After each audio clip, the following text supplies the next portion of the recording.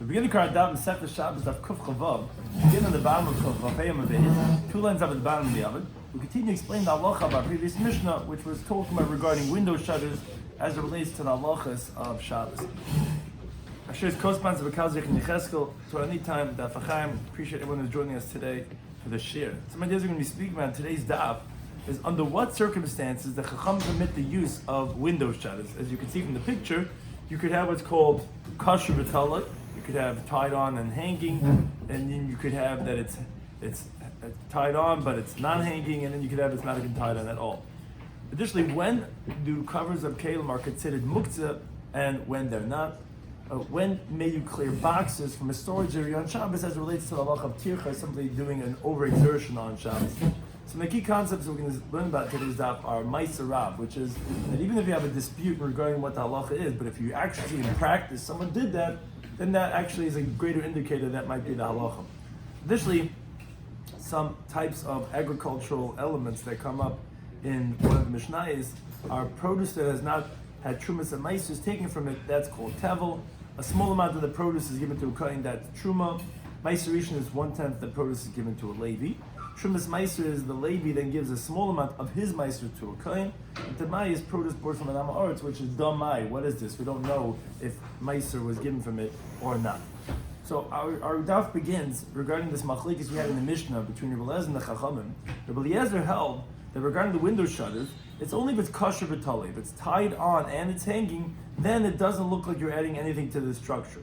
But if not, if let's say it's, for sure if it's not tied on and hanging, and even if it's tied on but it's not hanging, mean to say it's on the ground, it's being dragged, then Rabbi Eliezer held that then you wouldn't be able to put that into the window on Shabbos. Now our daf is beginning with the opinion of the Chacham. The Chachamim said, as our Gemara quotes from the Mishnah, the sages say, benkach or benkach pekin. They said either way you could be able to take that shutter and close up the window. Now that's the Gemara's question. My benkach or benkach. What does it mean either way? As you can see from the pictures over here, and that's going to be the Gemara's discussion. Do you say either way, meaning whether it's hanging or not, or do you say if it's even tied on or not? What's the benkach or benkach? There was 2 variables that Eliezer spoke about. What does it mean benkach or benkach? So the Gemara actually brings it as a dispute. Amar Abba, Amar Kanri, as we continue to Chavav Meral. It means, bein kasher, whether it's tied on, or bein she'eina kasher, whether it's not tied on. In other words, you don't even need to have it tied on. Forget about hanging, you don't even need to have it that it was tied on. That is, but v'husha mesukah. As long as it was prepared for this from Erev Shabbos, and this actually is the basic halacha, it's not going to be a problem about adding on to the structure. As long as this shutter has been designated for that purpose, it doesn't have to be tied on or hanging. However, on that, Rabbi Yirmiyah said to him, why are you interpreting the opinion of Chachamim as so leniently, as you're saying that benkach or benkach means to say that whether it's tied on or not, but let the master say that the Rabbanan only disagree regarding the hanging part. Rabbi Eliezer requires it has to be tied on and hanging, meaning Rabbi Eliezer holds that even if it's tied on, but if the one end of the shutter is dragging on the ground, Rabbi Eliezer considers it like taking it off from the ground, and it's like as if you're initially building it into the window, and that's going to be forbidden. That Rabbanan is saying no, bein taloi, whether it's hanging, or bein she'eina taloi, whether it's not hanging, meaning it's okay if it's dragging, then that's where you could close the window. But as long as as long as it has to be tied on, why would we say that? In other words, he's saying, first of all, how do you see that they're saying so leniently? And says benkach or benkach, which variable, whether if it is or it isn't, on what? Rabbi Eliezer said it has to be, as we said, tied on and that it's hanging. So when they're saying either way what? Either way that it doesn't need one of those variables. How do you know both those variables? Now, moreover, he's going to prove the point that actually it seems to be indicated from a different machlokes that you see that those who dispute Rabbi Eliezer, they don't take it as far as you're saying. They don't take it that you don't have to even tie it on. They take it that you don't have that it doesn't have to be hanging, that it can be dragging on the ground. So why are you going so far saying that the Chacham are saying that it doesn't even have to be tied on? Because where do we find this precedent? He says that we find that the machlekes is regarding hanging and not regarding tying on. Because he compares it to a different machlekes we have in a different Masechta regarding a neger hanigra, as we're going to quote right now, regarding a bolt that's being dragged. There, according to everyone, it has to be tied on. The only thing is kamachlekes kan. Rabbi Yechon says the same machlekes we have over here in our Mishnah regarding the window shutter is kach machlekes being neger hanigra. That's the same machlekes they have regarding the dragged bolt. Now, as Rabbi Yomi is going to explain, you see that machlekes is not if it has to be tied on or not. Everyone agrees it has to be tied on. The question is, does it have to be hanging or could it even be dragging on the ground? If Rabbi Yechon is saying it's the same machlekes, and it would seem to be because that's who disagreed with Eliezer, then don't take it that you don't have to tie it on. Just say it doesn't have to be hanging. What's this machlekes? It's not like the Mishnah Masechet this area. Neger, it's a bolt. Basically, what a bolt is in Talmudic times was this peg, like a stick, that you stick into the hole by the threshold, and that's what you would use to close the door. So you could either have the way this picture is showing or other pictures, but basically it's a bolt. Hanigra, that's dragging. In other words, as we're going to explain, it's tied onto the door. It's just that one end of it is dragging on the ground. So we have the following machlekes. The Tanna Kama says, "No'ilam b'mikdash." You could use such a bolt to close a door in the Beis Hamikdash because since it's tied on, so it's designated and it's waiting to be used as a bolt, and it's already built into the structure already from before Shabbos. So the only thing you would say would be a rabbinic decree that it looks like binyan, what's called mechzik binyan. That is not a problem in the Beis Hamikdash because there's no shvusin. Generally, we say there's no rabbinic injunctions in the Beis Hamikdash. So you could take such a bolt and close it in the Beis Hamikdash. But out of the Beis Hamikdash, you're not allowed to use such a bolt, even though it's tied on, because since it's dragging on the ground, so it looks like you're adding on. Now, v'hamunach, but that which is just laying there on the ground is not tied on at all. Rather, it's just totally taken out of the hole in the threshold, and then you put it on the ground.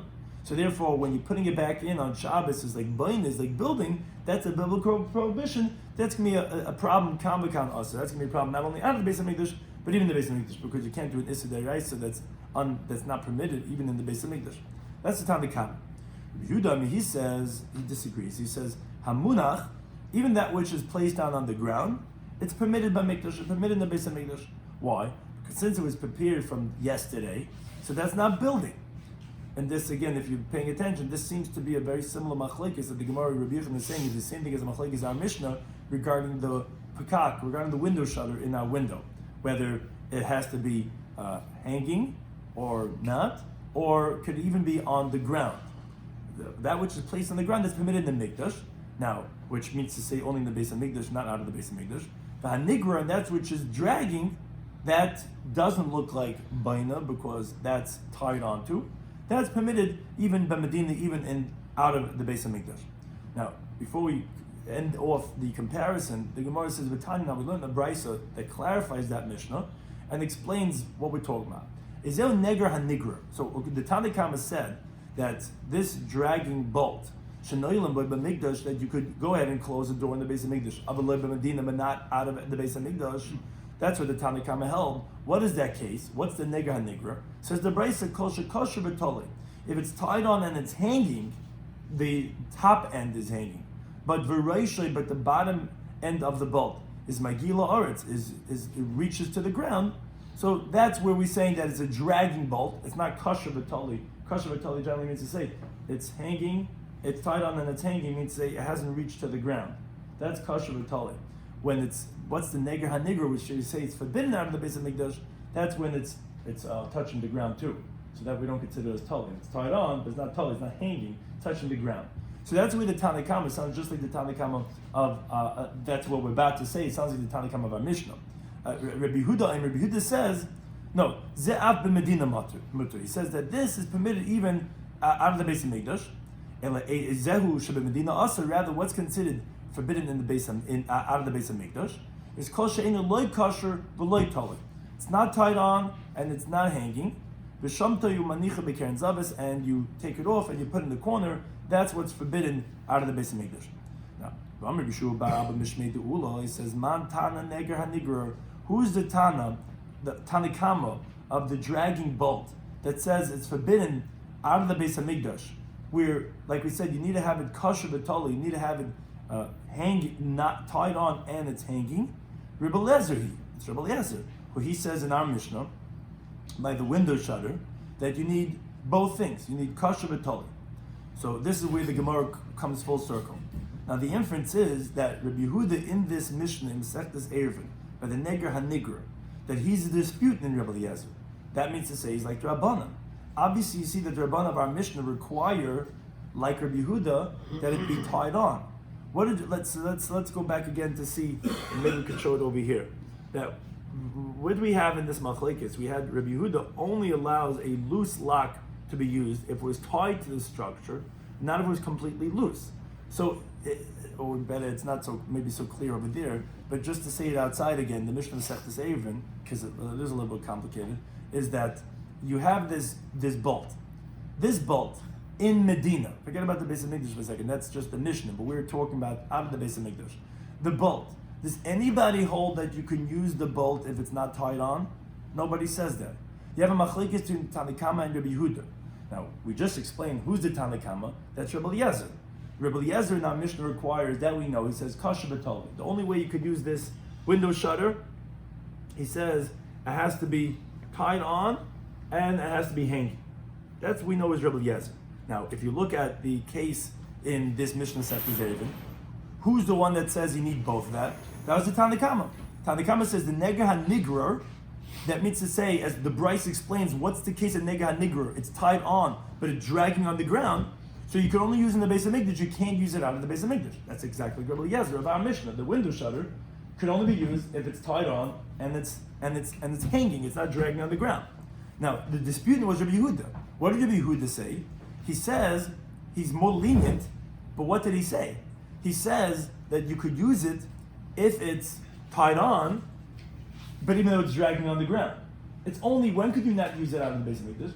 If it was not tied on and not, meaning it wasn't even, forget about on the ground, it wasn't even tied on, what's called munach b'keren zavis. That's when you can't use it. Meaning if it's not kosher and not totally, Rabbi Yehuda, who's the more lenient interpretation, says no, you can't use it out of the Beis Hamikdash. So if we're saying that this is the same machlekes as our Mishnah that Rabbi Yochanan is comparing it to, and sounds like very similar regarding something that's being used for the structure of the building, whether it be a bolt or whether it be a window shutter, that the Rabbi Eliezer, who in this Mishnah is the Tanakam and Eruvin, says has to be kosher b'toli. The disputant Rabbi Yehuda, what's he saying? He's saying that when could you use it in Medina is if it's kosher, but it just doesn't have to be toli. It could be dragging on the ground. So you see that there's no one, not the Chacham who are the Molinian, they don't say that when it says Benkach or Benkach means to say whether it's tied on or not. No. Rabbi Yehuda, who he is the same as the Chacham in our Mishnah, he says Benkach or Benkach would mean to say whether it's hanging or not. It could be dragging, but tied on, everyone agrees it has to be tied on. So how can you say that that is the opinion of the Chacham? So that's where the Gemara answers and says, Amalei, so he says, this Rababa, he says, you're right, you brought me a Tana that says that it would have to at least be tied on. But I know the Amri Kahai Tana. I say that the Chacham of our Mishnah, the Tanakama, is like a different Tana. Meaning it's not necessarily like the Rabbi Yochanan said, that the Machlekes over here is like Machlekes in the Masechtas Eruvin. You're right, that other Chachamim, that's Rabbi Yehuda, he would hold that it has to be tied on. I'm telling you a Tana that even being tied on that doesn't require. That's like a who he says that it's considered prepared even with just designating it, even if it's not tied on, and therefore it would be permitted. What's this? The Tana like in the Brisa. Konash Eskina Balabais read that the homeowner had prepared where Lias Pesach V'Nilbai. He made it that this pole should be used for opening and closing the door, I mean like a bolt.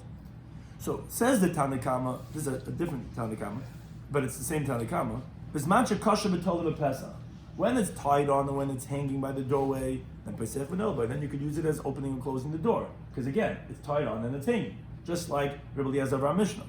In Kasha B'Toli, if it's not tied on and hanging in Pesach V'Nilbai, you can't use it to open and close. It has to have both variables. It has to be tied on and it has to be hanging. He says, Mesukin, if it's designated, Ava Pesha in a Kasha, even if it's not tied on, then you could go ahead and use it as a bolt for the door. So that's what Rabbi is saying, that the Chacham of our Mishnah is not Rabbi Yehuda. Yeah, you brought me Rabbi Yochanan who says that Rabbi Yehuda is the Chacham of our Mishnah. You're right. Then it would have to be tied on. I'm showing you the Chacham of Rabbi Shloimy in a different dispute, the different source in the Brisa, that he says that no, as long as you prepared it, even though it's not tied on and not hanging, you could take it on, put it on, and take it off. even if it's not tied on. And therefore, that's why he interpreted Ben Kech of our Mishnah, that it's going to be permitted even though it's not tied on. Now the Gemara says, Rabbi Yehuda Bashila, some Rabbi Asi, Rabbi Yechanan says, Halacha Gibshim Lila, actually Halacha does follow like this. In a sense, it's a little bit, it could depend on the case, but if you designate something to be a part of the structure, if it's meant to be taken on and put on and take off, then that would be permitted. It doesn't have to be kosher or taloi. It doesn't have to be tied on or hanging. It could be none of them. Now, the Gemara continues on this, that we just said, that Halacha is like Gibshim Lila, and Rabbi Yechanan is the one who said this. Says Gemara, and this daf is a little bit like the way of just following the order of the daf, because it brings in other cases. Like we said, when we brought in this case of the Mishnah Masechtas Eruvin, it's a little bit complicated here. We make some Mikdash, but Medina. So we're just picking out. We're saying that the main, in Beis Hamikdash we're a little bit more lenient because we don't go on the rabbinic injunctions. We don't go to rabbinic prohibitions. But we were talking about the Medina. We're talking about our Mishnah talking about regular person in a regular person's house. And that's what we're saying regarding the machlekes, if it has to be tied on or not. Here also, we just spoke about a machlekes, and we brought in this brisa because Rebbe wanted to say that halacha of Mishnah is like a chachamim that says it doesn't have to be tied on, and even tied on it doesn't have to be. And Rabbi Yechanan now said that halacha is like the Rabbi Shimon Gamliel. Now the Gemara is asking, did Rabbi Yechanan really say this? That halacha is like Rabbi Shimon Gamliel? But what's not, we learn the Mishnah, we're going to learn the Amid Beis that says Kol Kisoy HaKelim, all the covers of vessels, you continue to Amid Beis. Sheshlam Beis Achiza. If the cover has a handle, so then they tell them Shabbos. Then you could go ahead and carry and move that cover on Shabbos. That's what the Mishnah says. Now, on that we'll see, as we're going to quote this again on this Amid. Rabbi Yechanan says, and this is important because we just said that he rules like Rabbi Shimon Gamliel. He says, "V'hu sheyesh toris kli alein." Now, you can only move the cover of a vessel if the cover itself has a status of a vessel by itself, meaning the cover itself could be utilized in its own function. Then the cover is going to be permitted to be moved on Shabbos. Now, but if let's say the cover does not have its own status of a vessel, then we don't say that the cover of a kli is going to be a kli. Now, Rashi just points out what's with the doors of a carriage or a box or a closet that we learned in the Mishnah Daf Yomi that you could move it. That says Rashi, that's because it does have a status of a vessel, because you could use the door to sit on it, to put food for a child, which the Gemara later on is going to explain then why do you need to have a handle if it has a status of a vessel anyway. But one thing is, says the Gemara, the question is, we see according to Rabbi Yechanan, that something that does not have a status of a vessel, like the cover of a vessel, if it doesn't have a status of a vessel on its own right, you're not allowed to move it. So wait a second. This rod, what type of vessel, status of a vessel does it have? If because you use it to open and close the door, that's not a status of a vessel like Rashi explains, that's a status of a binyan, of a building, of a structure. You tell me you could only move something not in its functionality of something else. It's not enough to be, let's say, a cover of a kli. It itself has to have a status of a vessel. This rod is not a vessel. It's, if anything, it's part of a building. So that's binyan, but it has to have a status of a kli to be able to move it. What type of status? Doesn't that contradict? How could he say that halacha is like Rabbi Shimon Gamliel if to say that you can move this rod, if he also says that you can only move something that has teres kli and it doesn't have a teres kli? And says the Gemara B'chitim, if you're going to say no hachanami here also dika teres kli olav, yeah, this rod has a status of a vessel. Why? What does a rod have to do? Because, like Rashi explains, you could use it to turn around the olives or to crack nuts. So it does have a status of a vessel. It's not just like a rock that has no status of a vessel at all. But that says the Gemara, wait a second. Does Rabbi Shimon Gamliel really require that? Again, you're saying Rabbi Yechanan holds like Rabbi Shimon Gamliel, and you're saying that like him that you can move the rod, and you're telling me you have to interpret that the rod is something that has a teres kli because you have to resolve Rabbi Yechanan's other halacha. But is that true that Rabbi Shimon Gamliel holds that teres kli love, that there's a status of a vessel on that rod? But Vatanya in the brisa that we're going to prove that he doesn't require a status of a vessel. So that can't be why he holds that you can move the rod because of the status of a vessel. Because the brisa teaches charoya shel dekel. When you have the palm branches, the hard branches of a palm tree, shegadron l'shem eitzim, that if you harvested them because you want to use it as firewood, so that would make them as muktzah. You obviously can't move firewood on Shabbos because it's muktzah purpose. But then the nimel chalim should be changed. You might say, no, I want to use these woods as sitting on them. They're good benches to use in the yard. So then what do you have to do? The Tanna Kama says, tzarich likasha. You have to tie them up. You have to do an action to it. From Lilam it says, no, ain't tzarich likasha. You don't have to tie it up. What do you see from that? if you don't have to tie it up, what if it doesn't have a status of a vessel? It's branches. It's like a rock, a branch, like wood. So wait a second. How could you tell me that you're like Rabbi Shloimy Schwartzberg in the halacha of a rod, and at the same time you're telling me that to move something has to have a status of a vessel? That doesn't work. Because the halacha of the rod, Rabbi Shloimy Schwartzberg, he holds that you don't have to have a status of a vessel. So how do we understand Rabbi Yochanan? How does he rule like Rabbi Shloimy Schwartzberg on the one hand, and at the same time say that you have to have a teres clear on something to be able to move it? So the Gemara says Rabbi Yochanan svirli kavasei b'chavi. Right. He holds like Rabbi Shloimy Schwartzberg in one aspect, that yes, it's enough to designate something to use it even though it's not tied. So you don't have to do an action to it. In other words, it doesn't have to be kosher v'tolei like we said. But a pog lebachad, he disagrees with him in a different area, and that Rabbi Yochanan actually holds that it does have to have a teres kli. So in the case of the rod, interestingly, yeah, for Rabbi Shloimy Schwartzberg himself, he says you can move it even though it's not tied. In that area, as actually we say it very well over here, Shloimy Schwartzberg holds that one may use the rod even if it's not attached to the door. That's an Isra Baina idea. Regarding that, Rabbi Yochanan agrees to Rabbi Shloimy Schwartzberg that the machshava designating it before Shabbos to be used as a lock for the door, that alone removes the concern of nir kameisav alabinyan. Yeah, regarding that he agrees that it doesn't have to be kosher b'tali. But regarding the issa muktzah, he disagrees with Rabbi Shloimy Schwartzberg. He holds that no, for that it has to have a teres kli on it.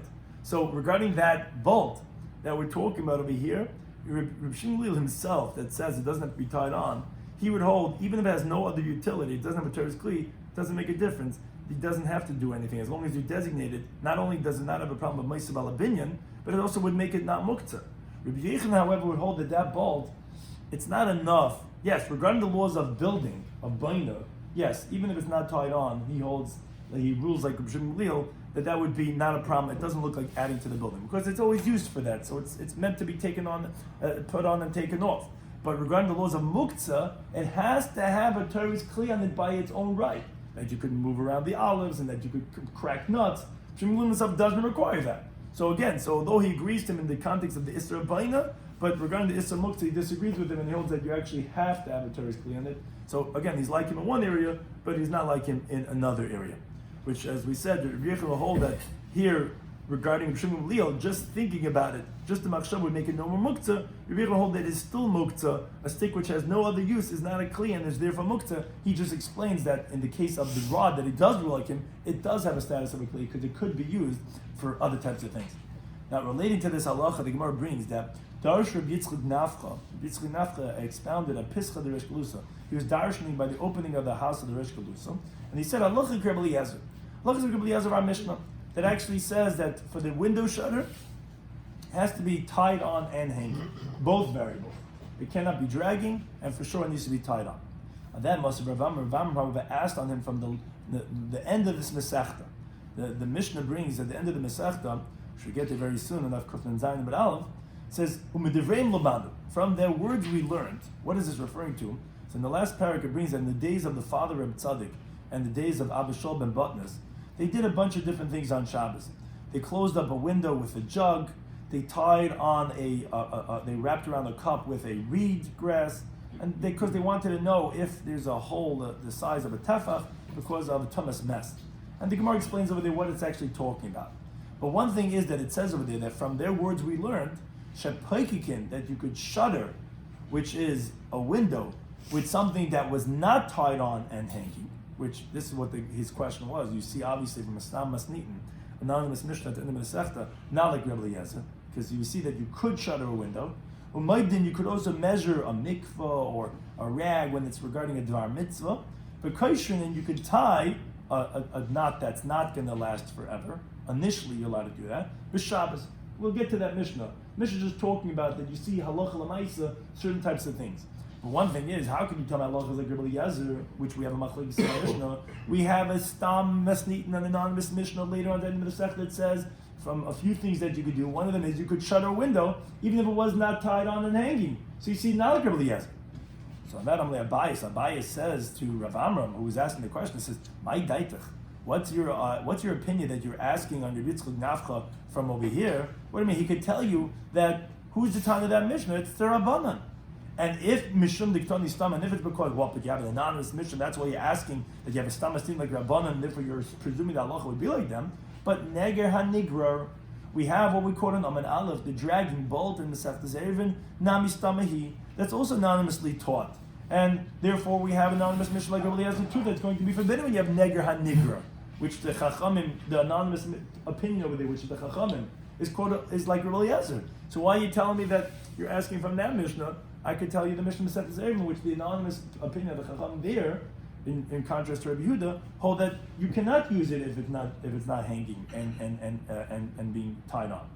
That says the Gemara, no, Bafil Hachi, even so, the reason why he was refuting him was because Maiserav. A story is great. To learn out from it that since they relied on that opinion to do it in practice as a leniency, obviously that would tell us that halacha is like that, and therefore the halacha in actuality is like that, that it would tell us that Tanoim actually held this way in practice. It would tell that halacha is not like Rabbi Eliezer. Halacha would be like the Chachamim, which we said is like a B'Shimon Lil, which even if it's not kosher b'toloi, halacha would be that you could go ahead and put it on Shabbos. It wouldn't be a problem about adding to a structure on Shabbos. Continuing with the last Mishnah in this parak, that continues on the laws of Muktzah. Says the Mishnah, Kol or Kisa Akelim Shieshlam Beis Achiza, a cover of a vessel that has a handle. Says the Tana, come and tell them Shabbos, you can move them on Shabbos, is not Muktzah. That he qualifies this, but when do we say this? Is Bekisu Karkais. Is we're talking about a cover of something that's something in the ground, like a pit or a cistern, which that's like building, unless, meaning if you would be taking the cover on and off, that would look like you're building the structure because it's part of the structure. Unless if it's obvious that there's a handle, then you could tell that it's meant to be taken on, picked up and put down. So then it doesn't look like you're adding to the structure because you can tell it's meant to be done like that. But he says regarding the cover of a vessel, then whether it has a handle or if it doesn't have a handle, it would be permitted to move on Shabbos, which is the halacha. We're always moving covers of pots, of plates, and whatever it is, and that is even if it doesn't have a handle. Now, the Gemara qualifies this and says, which we quoted on the top of the summit. He says this, that you could move the cover of a vessel, whether it has a handle or not, but it's only if the cover itself has the status of a vessel itself. Meaning the cover itself is fit in its own function, its own right. But just being a cover of a vessel does not make it into a kli, and then you wouldn't be able to move it on Shabbos. Now, but as Rashi is going to explain right now, since Rabbi Yehuda just said that the cover itself has to have a status of a vessel, the Gemara now has to tell me where this machlekes in our Mishnah is talking about. As the Gemara explains, the Kuli Alma, everyone agrees, Kisu Karkais, the covering of something that's in the ground, let's say a pit, cover of a pit. If there's a handle in, yes, only then could you move it. But if not, then lo, you're not allowed to, because that would be like building. Kisa hakelim, regards to the covering of a vessel, actually avagav de inlam beisachiza, even if it does not have a handle, everyone would agree that's not similar to building, and you'll be able to move the cover of the vessel. Ki pligi, when's the machlekes in our Mishnah? Bekelim de chabrina ba'aretz, talking about vessels that are attached to the ground. What's the machlekes? So Marsa the Tanakama held Gezrina, we make Xer, even though it's really a vessel, but it's attached to the ground, so we treat it like something that is attached to the ground, like a pit, which we said that you wouldn't be able to go ahead and move it unless it has a handle. Marsa Gezrina, no, we don't make such a Xer because ultimately it's a vessel, and therefore we don't require a handle on the vessel. But again, the reason why we're saying this is because, like we said, Rabbi Yehuda says that the vessel, the cover has to have a status of a vessel. So that's why the Gemara had to say that when the Rabbanan disagree is by a vessel that's attached to the ground, because in generally a vessel, what do you mean? Even though the cover does not have a handle, of course you'd be able to move it, because Rabbi Yehuda is saying that it has the status of a vessel itself. Who cares if it has a handle or if it doesn't have a handle? But by the covering of a vessel that's attached to the ground, like an oven, as they're going to be, actually the Lish Machrin is going to say such a case, that's the machlekes. Oh, because then it's similar to the cover of a pit or a cistern. That's where you could say that maybe we can make Xera of this or to this. But we had to say that they're not going to disagree regarding the cover of a vessel. Of course you don't have to have a handle, because you're telling me the cover itself has the status of a vessel. Why would I need to have a handle? Handle will only be if it itself does not have its own function, but in regards to the thing that you're taking it off from, is it meant to be taken on or off? That's where you would say that it would have significance. That can't be on the ground either, because then everyone agrees, of course you would need. So how would we have a machlekes in our Mishnah? Obviously the machlekes is that it's something in the middle regards to kelim de chabrina ba'ara. Rabbanan need handles like the cover of a hole in the ground. Rabbi Yisi does not need handles like the cover of a regular kli. Lishnachrina, another version which the Gemara on the side brings from the Marshal, that it's not really disagreeing with the first version, it's just another way of equating them. Machlekes, ki pligi, when did they disagree? Bekisutana, the covering of an oven. Marmer damele lekisa karka, the Chacham compared it to the covering of something that's on the ground, which, because in some sense, Rabbanan need handles like to cover up a hole in the ground because ultimately the oven is attached to the ground. But on that Rabbi Yissi compared it to covering of a vessel because ultimately it is a vessel, it's just an oven, and therefore Rabbi Yissi does not need handles like the cover of a regular kli. So again, that's how we said in the case of the Mishnah. The Mishnah records a machlekes between the Tanakama and Rabbi Yissi about when covers of kelim are considered muktzah. Rabbi Yechanan says everyone agrees that a kisi has to be able to function as a kli in its own right, in order not to be muktzah. So then we said, based on that, if it has its own function to cover, then everybody also agrees that the covers of kelim do not need to have a handle, because it's, of course, like Rabbi Yechon said, it's a vessel in its own right. And then we said everyone agrees that kisik karkois, the covers of the hole in the ground, need handles so that they can be removed, otherwise it would look like baina. So the Machlekes says either became the Chabina Ma'aro or a kisa b'taner. Hanulach Kalkelim shall return to the 17th parak in the Shabbos Kalkelim, which spoke about primarily the laws of Muktzah. And with that, we begin the next parak Mefanim, which, as the title of the parak, about clearing out space, talks about different rabbinic prohibitions like tircha, a person not supposed to go do things that require a lot of effort on Shabbos, or things that are similar to malachas. But we're going to talk about different heteim in this parak. Let's say if it's for tzarchei refuah, or if it's tzarchei mitzvah, or if it's for an animal, then we do allow some of these rabbinic prohibitions. So we start with mefan, and the person could clear out if he needs the space. Where again, it's a tircha, as you see this guy schlepping boxes. Even if it's 4 or 5 boxes of straw or produce, although we're not allowed to do tircha, but you're allowed to do 4 or 5 boxes. Mipnei, if it's to have seating for ha'orchim, for the guests to sit down by the meal, or let's say the students are coming to the drasha, or when they bittul beis hamedrash because of the stopping of the learning of the beis hamedrash, we're not concerned for that tircha on Shabbos if there's a Shabbos need. Now, avaloi yisa'itzer, but not the storehouse. She wants to explain what does it mean, not the storehouse. So we'll see exactly what that actually means. Now, then the Mishnah says, so wait a second, what is it that you're allowed to clear out on Shabbos? So that's what the Mishnah says regarding the laws of muktzah as that applied to the previous parak, only something that's fit to be used on Shabbos. For example, like mipnei truma tahira, because of pure truma, which means to say that it's fit to be used on Shabbos, because let's say straw, that's animal food, so that's at least fit for the kain's animal. Because as Rashi explains, it would be truma that would be tamei, then you're not allowed to go ahead and clear out such a box on Shabbos. It would be considered as muktzah. Why? Because even for the kain's animal, it's not fit to eat that on Shabbos. Now, even though during the weekday, you're allowed to feed your animal tamei truma straw, the tevin, because as a brayso teaches himself in Pesachim that if a kain wants to, he could give it to his dog. Problem is on Shabbos and Yom Tov, it's not fit. It's considered as muktzah. Why? Because giving it to the dog, whether burning it as fuel or giving it to the dog, to the animal, would be considered consuming it, destroying it on Shabbos or Yom Tov. Now, Allah is you're not allowed to be mevar, you're not allowed to liquidate truma that's tamei or kachim that become tamei on Yom Tov. As the Mishnah taught earlier in this Masechet Daf Chav Gimel, we said imad likim shemen sreifa b'Yom Tov, you're not allowed to light with shemen that has to be burnt on Yom Tov, which we explained the reason is because you're not allowed to burn kachim on Yom Tov. So therefore, the same thing would apply to truma, that you wouldn't be able to give it to your animal, the truma that became tamei, because that would be mevar and truma that's tamei on Yom Tov, which you're not allowed to do. So therefore, again, you could only move out boxes of truma that's tahar, because truma that's tamei, which you can't eat, and you can't burn the fire on Shabbos, but you would be able to give it to your animal. You can't give it to your animal on Shabbos. So therefore, it would only be truma that's tahira. Or demai, which demai is produce, like we said, that you don't know if there was tithe or not, which the Gemara is going to go through all these cases and say why each one of these are not muktzah. They have validity, they have eligibility to be used on Shabbos, so it's not muktzah. So then you could clear out such boxes. So to my solution, shenit l'trumasai. If the first type which is given to the Levi that the truma was already taken off, the Gemara is going to ask what's the chiddush. Of course, obviously it's not muktzah. It's regular produce that the Levi could use. Or ma'isa shein hektish sheniftu, where you have the second type, which after you take your first tenth, you take a second tenth, which is take it to Yerushalayim.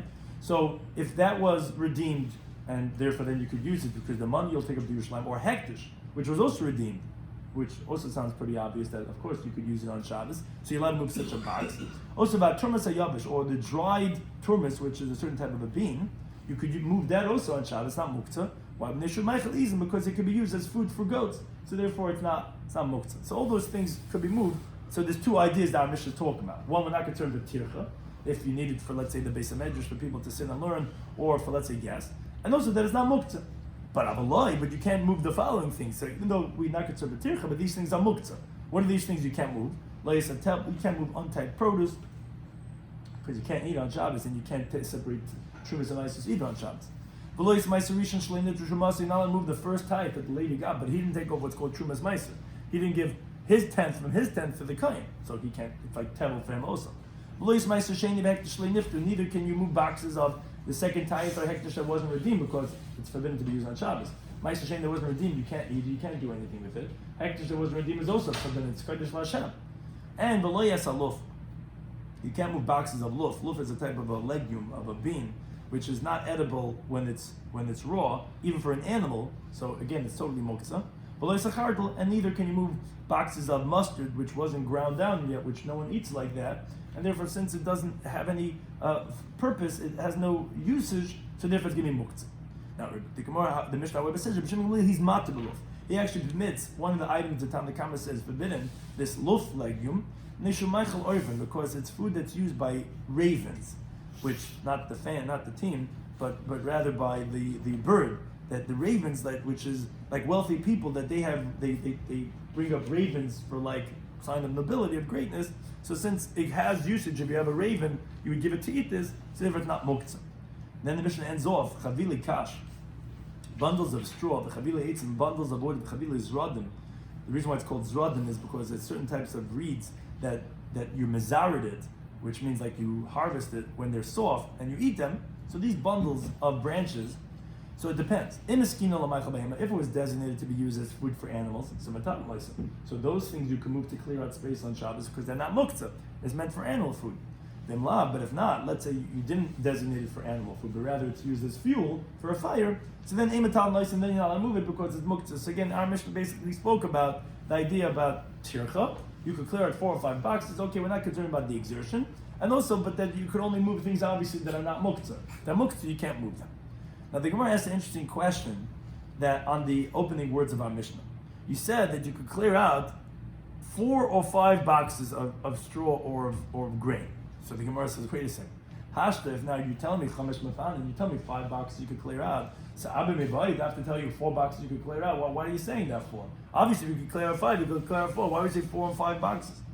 So Rav Chizda, he says that actually, Arba, when could you clear 4 boxes? When it's mechamish, when it's from 5 boxes. Meaning, if let's say you only had 5 boxes over there, that's when you could only clear out 4 of them. Because as we're going to explain, according to this interpretation, you're not allowed to clear out the whole storehouse. Because you might see some holes in the ground, because now it's suddenly you have a clear area here, and you might come to smooth it out. You're not allowed to be ashavui gumis, because that's a problem about baina. So that's when you can do 4 out of 5. Now some have the next gears in the parentheses, some don't. Ikadama, that those that say that arba means me'oitzi cotton, which really means the same idea. 4 is from a small storehouse, which let's say that there's only 5 boxes, you don't clear out 4 of them. For chametz, you can clear 5 boxes me'oitzi gadol, when it's from a large storehouse. Meaning, if let's say there's many boxes, let's say there's 10 boxes, you could only clear out 5 of them because you're concerned for the tircha. That's a different concern, because you can't do so many boxes. 5 boxes we're going to let you do. So again, according to Rav Chizda, if there are 5 boxes, you may remove only 4 of them. If there are many boxes, you may remove only 5 of them. So that's what we're saying, 4 or 5, depends. When there's 5, when it's a small eitzer, 5, you could do 4. When there's 10, then you can do 5. Those items are boxed already, or you're allowed to box it? They're boxes. But you're not allowed to bring boxes in, fill up the boxes. Right, that was by the fire we spoke about, that you could pile it into the talus and put it. You were talking about boxes. That once they're boxes, regarding carrying out these boxes itself. It doesn't talk about if you're piling into the box itself. It don't talk about what's the size of the boxes? No, so actually Tyson does bring down. He brings in the Yushalmi, Kamashir Kupis, Kahuditzinin and Shleisha Kupish al Shleisha Soim. So Tyson mentions the measurement. But yeah, we're talking about boxes. And regarding how many boxes could you take out? So it's the 4 or 5 is 4 is from a small eitzer and 5 is from a large eitzer. Now, but says the Gemara, so wait a second, based on that interpretation, my avoloyas eitzer. Now it's going to depend how you interpret the Mishnah to say, but not this storehouse. Meaning, because Rashi explains what the question is, that you can't say that it means that, oh, you're not allowed to clear out the whole storehouse, because you already know that from the ratio, like we said. When we said arba v'chamish, you said, what does it mean? When could you take only 4? When there's 5 boxes, you can only take out 4. Why not 5? Because then you cannot clear out the whole thing, because you might come down Shavul Gumas. So you already know that from the halach of taking out 4. What would it mean avaloy sa'itz? It can't mean that you can't clear out the storehouse, because you already know that. So and that says the Gemara, according to Rav Chizda, what it would mean is shelo yaschel ba'itz tchila. It means to say by a storehouse, you're not allowed to initially start clearing it out. Meaning, if you had not started using the things in this storehouse from before Shabbos, whether for your own eating purposes, for eating for your animal, then you would not be able to start moving the stuff on Shabbos, because then it would be muktzah. And says the Gemara, Mani, then who would the Mishnah be like that says, okay, if you had never started using this storehouse, now let's start on Shabbos? That should be Hudahi, the Islay Muktzah, that he holds on Muktzah, meaning he's the more stringent interpretations. He holds an Eitzer. If you had never started using that storehouse, you can't start on Shabbos, because it was out of sight, out of mind. That's like Rabbi Yehuda. That's what I mean. It doesn't mean you can't finish off the Eitzer.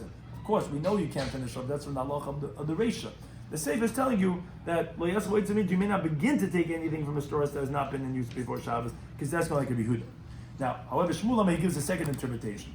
He says, Arba v'chamas, what does it mean 4 or 5? So the Ketan Tabach Kav Chav Zayim Anal. That's just like how people talk. People start, they say a lower number first. If you need more, clear out more. And that's why you first said 4 first, and then 5, 4 or 5, but the truth is, if you need to, I feel even more than 5 you could clear. We just said, you want to clear out 4 or 5, you ask the Rav, he says, okay, 4 or 5, but you could do even more. Now, wait a second, based on that, if you could clear it even more, so my avaloy sites, then what does it mean, but you can't do the storehouse? You could do, let's say there's 100 boxes. You can move 50 now. Just don't finish off. Don't clear out the whole storehouse. Why can't you clear out the whole storehouse on Shabbos? Because Dilma Asla Shui Gumas, you're suddenly going to see this, wow, look at this big room we got over here. She cleared it out, we finally cleared it up. And then you see on the bottom, the wife is busy on Shabbos, she has time to go ahead and start doing organizing, right? She's like, wow, look at this room with wasted space. And Talmudic times, the floor was made out of earth, right? She might see, oh yeah, and she's going to come over, she's going to smooth it out. That's a problem, you're smoothing out the ground. So wait a second, the Gemara just finishes off and says, so you can't clear out the storehouse. According to this interpretation, there's no restriction on emptying the warehouse for the first time on Shabbos. You could start. Umani, then who would the time of the Mishnah be like? Rabbi Shimon would be like Rabbi Shimon the Delesle Muktzah, that he doesn't hold a Muktzah. Yeah, you could start going into the storehouse on Shabbos. It's not Muktzah. Shouldn't only consider something Muktzah like when you designate it actively, you put those, you're drawing something on the roof which you know you're not going to use for a long time. That's Muktzah. But a storehouse that you haven't looked at in like a few years doesn't make a difference. You could start taking from on Shabbos. So when it says in the Mishnah, that's going to be dependent on how you interpret the ratio of the Mishnah to say who's the time of the Mishnah. Does it mean that you can't even start the storehouse? That would be like a Yehuda. Or does it mean you can't finish off the storehouse? Then that would be, but you could start. That would be like Rabbi Shimon, who would be the Tana of our Mishnah. Something that he spoke about in today's Daf and Shabbos, Daf Kuf Chavav, was we continue to explain the halacha of the Mishnah of the Chacham Elayman, that the sages, they say, they disagree with Rebbe Eliezer. Eliezer requires both kasher and talid. It has to be tied on and hanging. Some say no, benkach u benkach. You could tie with it. Now, there's 2 variables. There was kasher and there was talid. So what are you saying that you don't need to have? So the first interpretation says, yeah, whether it's tied on, whether it's not tied on, which, again, we'll explain in a moment, that was like Reb Shimon Gamliel, and actually that's what Bechon said, the halacha follows like him, that it's enough just to have a machshava, just to mentally designate it, say that I want to use it as a window shutter. So it doesn't even have to be tied on. It doesn't have to have neither one of these variables. It doesn't have to be tied on. Forget about hanging. It doesn't have to be tied in the first place. Now that's the second interpretation says, no, it has to be tied on. It's just whether it's hanging or whether it's not hanging, meaning it could be dragging on the ground. That's where it's permitted. Not like Abelazar says it has to be hanging in midair. Or it could be dragging, but it has to be tied on. And that interpretation says, you know why I'm saying that it has to be like that? Because kamachlek is beneger hanigra. The same machlekes we have in our halacha of the window shutter, you have the same thing by the bolt. Because we have a Mishnah Masechet Zerevin that says, the Tanakhama says, a bolt that's dragging, which we explained, what does that mean? That it's tied on and it's hanging, meaning to say that it's dragging on the ground. So that we said you could use it in the Beis Hamikdash, but not b'Medina. Why not b'Medina? Because that hanging is not really hanging; it's dragging. So that Tanakama holds like Rebbe Eliezer. He's like Rebbe Eliezer, who you need to have it kosher the tali. Now, for sure, if it's placed, that's going to be usher even in the base of Mikdash. Now, Rabbi Yehuda, and this is the point, we're showing Rabbi Yehuda is like the Chachamim of our Mishnah, because he's disputing with Rebbe Eliezer, who's that's the Tanakam over there. He says, if it's placed, it's actually permitted in the base of Mikdash. If it's dragging, it's permitted b'Medina. So you see that he doesn't require in the base of Mikdash, not kosher but not toli. But b'Medina, it's going to be usher. You have to have kosher. You just don't have to have toli. So wait a second. The disputants of Rabbi Eliezer is Rabbi Yehuda, and you see he requires kosher, just doesn't require toli. So that would tell us when the Chacham saying benkach, it wouldn't say that you don't have to have tied on. It just would mean you don't have to have hanging, but it has to be tied on. The first opinion says no. You're right. You found me a Tana Rabbi Yehuda who's disagreeing with Rabbi Eliezer in the different Mishnah Masechtas Eruvin, as it was qualified in the Brisa. And again, just don't get confused about the Beis Hamikdash. We're not discussing it right now. We'll actually discuss it in the later daf somewhere else. The discrepancies in the Beis Hamikdash, they don't have the Xeris, but something in Medina out of the Beis Hamikdash. You're showing me that the dispute of Rabbi Eliezer requires kosher, just doesn't require tali. That's Rabbi Yehuda. But I have a different Tanoic source. I have a Brisa. The Brisa brings Rabbi Shloimy Schwartzberg, who he also disagrees with a Rebbe Eliezer type Tanakama, who requires kosher b'tolei by charoi shel dekel, and they require that it be tied. He doesn't. He says you could just mentally designate it. That's the Tanakama of our Mishnah of benkach or benkach. That doesn't have to be not only not hanging, doesn't have to be tied on. And actually, Rabbi Yechanan said that halacha does follow like Rabbi Shloimy Schwartzberg. Now, but then the Gemara asked on that. The Gemara has a question. Wait a second. Rabbi Yechanan requires, as we said later on in the Amid, on this Daf, that a cover of a vessel, that has to have this halacha of what the Mishnah says, that a covering of a vessel, that it's going to be considered as a non-muktzah item if it has a handle. He said, but he made an important qualification, it has to have a Torah's kli on it. Now, if he also has to have a Torah's kli on it, so how could he rule like Rabbi Shloimy Schwartzberg? Which, with that's what we explained is the halacha of our Mishnah. By the rod, the rod itself is not a vessel. So yes, he's going to say like him doesn't have to be kosher b'toli, so there's no problem about baina. But at least for muktzah purposes, it has to have a status of a vessel. But the rod is not a vessel. So the Gemara says no, it's not true. It does have a status of a vessel. But Rabbi Shloimy Schwartzberg doesn't require a status of a vessel. How can you say like Rabbi Shloimy Schwartzberg? Says the Gemara, he disagrees with him in one area. By the branches that Rabbi Shloimy Schwartzberg says that you don't have to tie it on, that regarding the laws of muktzah, that's where Rabbi Yechanan disagrees with Rabbi Shloimy Schwartzberg. He doesn't. He holds like him regarding the laws of baina. Regarding nechzika baina, says don't have to be tied on and to be hanging. It doesn't have to be tied on. For that, he holds like him. But regarding the laws of muktzah, he holds that no, it has to have a status of a vessel. So therefore, that rod that he rules like him in the context of baina, Rabbi Yechanan would say that it also has a status of a vessel because it can be used to crack nuts or to ground around olives. So if doesn't require that for laws of muktzah, Yechanan does, and there was not a contradiction. And then the Gemara concluded that actually not like someone who wanted to say that halacha is like Rabbi Eliezer.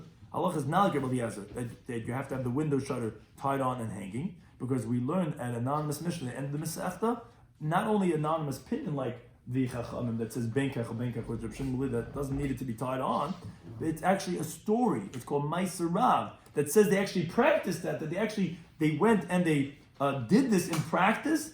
They went and used a window shutter. So you see that it's actually permitted, even though it's not tied on, to be used, and therefore that would be obviously not like Rabbi Eliezer. The last Mishnah of the parak spoke about covers of vessels, which we said if it has a handle, then the cover could be moved. Rabbi Yossi says, well, when did we say that? That's only by the covering of something that's a ground, let's say a pit. But if a vessel says it could be moved even without a handle. Now the Gemara qualified, Rabbi Yechanan said, and we quoted it earlier on this Amid, he says, well, they said you can move a cover of a vessel, whether it has a handle or not, if it's from the ground or cover, whatever it is, but it has to be that the cover itself has a teres kli by itself. If it doesn't have a teres kli, you can't move it anyway because it'd be muktzah. Now, that in the Gemara says, as we explained from Rashi, because of Rabbi Yechanan's interpretation, we have to give the following qualification. Everyone agrees by the covering of a ground that yes, it's only if it has a handle. If it doesn't have a handle, then it's going to be nefsi kabayna. It looks like, and actually they talk about that when you have those, the grates in the ground to pick it up, it looks like it's a problem about baina or seiser picking it up. So if it has a handle, then it looks like it's meant to be taken. It doesn't look like a problem. That's like doors. Every time you close the door, baina. Oh, you could tell it has a handle. It's meant to be open and closed. But if you take out a part of the structure of the house and make the doorway on Shabbat, that would be baina. So if it has a handle, everyone agrees that would be permitted. A covering of a vessel, everyone agrees no, it doesn't have to have a handle, because like Rabbi Yochanan says, the cover itself has the status of a vessel. You don't need to have a handle. A bowl doesn't need to have a handle. The cover is a vessel, so it doesn't need a handle. The whole machlekes was regarding the covering of a vessel that's either attached to the ground or the covering of an oven, which is attached to the ground. So therefore, on some level, it's like, do we consider it compared to the ground or not? That's the case where we're going to be geyser up to that of karka. That's where the machlekes was. But again, regarding ground itself or vessel, that no one disagrees. And our splendor is upon you. That's if you know the English translation of one of the translations of hadna Allah. Hadar could either mean we're coming back or it means splendor. So our splendor is upon you, kol ha'kelim. Yes, okay, and then we moved on to the next parak.